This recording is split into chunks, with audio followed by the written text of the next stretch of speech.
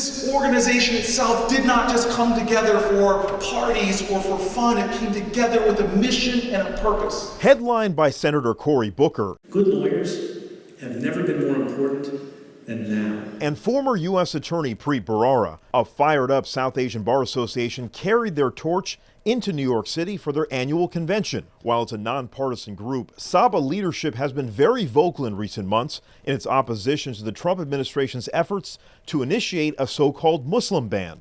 Outgoing SABA President Rishi Baga believes it's a policy that directly impacts South Asian communities' civil liberties. Faith is an important part of the South Asian heritage. It's certainly a part of the South Asian identity, and we want to make sure that that is not a reason to discriminate against someone. That's not a partisan issue for us. I think that's the fair thing to do. From the Muslim ban and immigration reform to the Me Too movement, there was plenty of fodder for these masters of rhetoric to discuss.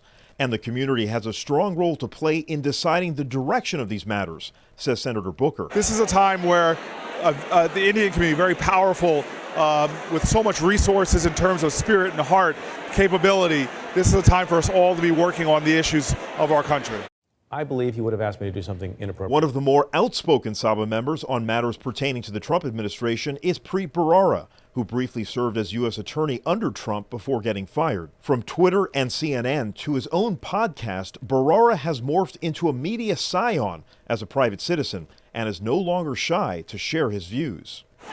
And I just think it's an opportunity for the interim period to talk about things that are important to people. People want to know what's going on with the rule of law. People want to know whether the president is doing things that he shouldn't be doing, and I think I have something to say about it. With the majority of attendees immigrants or children of immigrants, making sure rights of the marginalized was a core theme of SABA.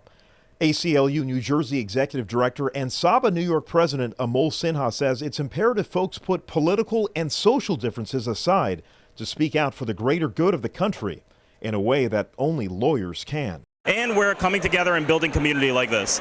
We are advocating for policy change together. We're making sure that we take strong positions as a bar association, and we're making sure that our voice is heard regardless of all the other noise that's going on right now.